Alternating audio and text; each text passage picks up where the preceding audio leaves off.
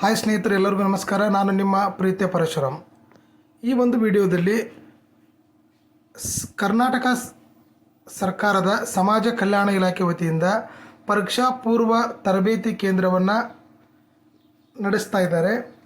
ಅದು ಯಾವಾಗಿಂದ ಸ್ಟಾರ್ಟ್ ಆಗುತ್ತೆ, ಆಮೇಲೆ ಯಾವ ವಿದ್ಯಾರ್ಥಿಗಳು ಇದಕ್ಕೆ ಎಲಿಜಿಬಲ್ ಇದ್ದಾರೆ, ಅರ್ಜಿಯನ್ನು ಹೇಗೆ ಸಲ್ಲಿಸಬೇಕು, ಕೊನೆಯ ದಿನಾಂಕ ಯಾವಾಗ ಎನ್ನುವ ಸಂಪೂರ್ಣ ಮಾಹಿತಿಯನ್ನು ಕೊಡ್ತಾ ಇದ್ದೀನಿ. ಬನ್ನಿ, ಇಲ್ಲಿ 2024-25ನೇ ಸಾಲಿನ ಸಮಾಜ ಕಲ್ಯಾಣ ಇಲಾಖೆಯ ಪರೀಕ್ಷಾ ಪೂರ್ವ ತರಬೇತಿ ಕೇಂದ್ರದ ಮೂಲಕ ಪರಿಶಿಷ್ಟ ಜಾತಿ ಅಭ್ಯರ್ಥಿಗಳಿಗೆ ಸಬ್ ಇನ್ಸ್ಪೆಕ್ಟರ್ ಅಥವಾ PSI ಪ್ಯಾರಾ ಮಿಲಿಟರಿ ಪೂರ್ವ ನೇಮಕಾತಿ ತರಬೇತಿ ನೀಡುವ ಸಂಬಂಧ ಕರ್ನಾಟಕ ರಾಜ್ಯದ 4 ಕಂದಾಯ ವಿಭಾಗಗಳಲ್ಲಿ ಪ್ರತ್ಯೇಕವಾಗಿ 75 ದಿನಗಳ ವಸತಿಯುತ ತರಬೇತಿಯನ್ನು ನೀಡ್ತೀವಿ ಅಂತ ಹೇಳಿದ್ದಾರೆ. ಇಲ್ಲಿ ನೋಡೋದಾದರೆ ಇನ್ಸ್ಪೆಕ್ಟರ್ ಅಥವಾ ಪ್ಯಾರಾ ಮಿಲಿಟರಿ ಪೂರ್ವ ನೇಮಕಾತಿ ತರಬೇತಿ ವಿವರ ನೋಡೋದಾದರೆ, ಪರಿಶಿಷ್ಟ ಜಾತಿ ಅಭ್ಯರ್ಥಿಗಳಿಗೆ ವಸತಿಯುತ ಸಬ್ ಇನ್ಸ್ಪೆಕ್ಟರ್ ಪ್ಯಾರಾ ಮಿಲಿಟರಿ ಪೂರ್ವ ನೇಮಕಾತಿ ತರಬೇತಿ ನೀಡುವ ಸಂಬಂಧ ಕರ್ನಾಟಕ ರಾಜ್ಯದ 4 ಕಂದಾಯ ವಿಭಾಗಗಳಲ್ಲಿ ಪ್ರತ್ಯೇಕವಾಗಿ 75 ದಿನಗಳ ವಸತಿಯುತ ತರಬೇತಿ ನೀಡ್ತೀವಿ ಅಂತ ಹೇಳಿದ್ದಾರೆ. ವಯಸ್ಸು ನೋಡೋದಾದರೆ ಕನಿಷ್ಠ 21, ಗರಿಷ್ಠ 32 ವರ್ಷ, ಸೇವಾ ನಿರತವಾಗಿರುವ ಅಭ್ಯರ್ಥಿಗಳಿಗೆ ಗರಿಷ್ಠ 40 ವರ್ಷ ಕೊಟ್ಟಿದ್ದಾರೆ.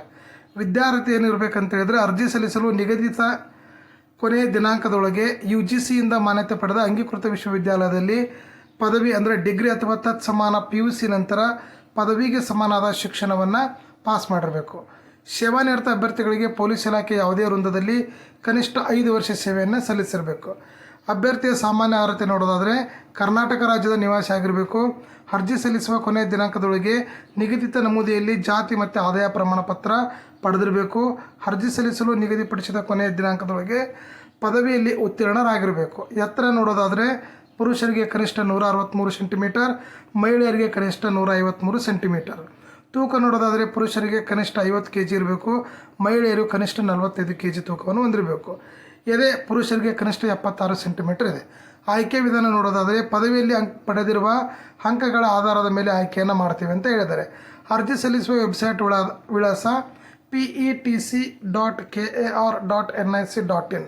ಅರ್ಜಿ ಸಲ್ಲಿಸಲು ಕೊನೆಯ ದಿನಾಂಕ ನೋಡೋದಾದರೆ 31/8/2024.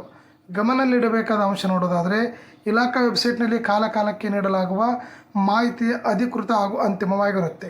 ಇಲಾಖಾ ವತಿಯಿಂದ ಯಾವುದೇ ಪತ್ರ ವ್ಯವಹಾರವನ್ನು ನಡೆಸಲಾಗುವುದಿಲ್ಲ. ಇಲಾಖಾ ವೆಬ್ಸೈಟನ್ನು ಕಾಲಕಾಲಕ್ಕೆ ವೀಕ್ಷಿಸತಕ್ಕದ್ದು. ತಪ್ಪು ಮಾಹಿತಿಯ ಕಾರಣದಿಂದ ಉಂಟಾಗಬಹುದಾದ ಲೋಪದೋಷಗಳಿಗೆ ಸಂಬಂಧಪಟ್ಟ ಅಭ್ಯರ್ಥಿಗಳೇ ಜವಾಬ್ದಾರರಾಗಿರುತ್ತಾರೆ ಅಂತ ಹೇಳ್ಬಿಟ್ಟು ಹೇಳಿದ್ದಾರೆ. ಈ ಮಾಹಿತಿ ನಿಮ್ಗೆ ಇಷ್ಟ ಆಗಿದೆ ಅಂದ್ಕೊತೀನಿ. ಮಾಹಿತಿ ಇಷ್ಟ ಆಗಿದ್ರೆ ವಿಡಿಯೋಗೊಂದು ಲೈಕ್ ಮಾಡಿ. ಇದೇ ಥರ ಮತ್ತೆ ಉತ್ತಮ ಮಾಹಿತಿ ಬೇಕಾದರೆ ನಮ್ಮೊಂದು ಯೂಟ್ಯೂಬ್ಗೆ ಚಾನಲ್ಗೆ ಸಬ್ಸ್ಕ್ರೈಬ್ ಆಗಿ. ಮತ್ತೆ ಮುಂದಿನ ವಿಡಿಯೋದಲ್ಲಿ ಭೇಟಿ ಆಗ್ತೀನಿ. ಅಲ್ಲಿವರೆಗೆಲ್ಲರಿಗೂ ನಮಸ್ಕಾರ.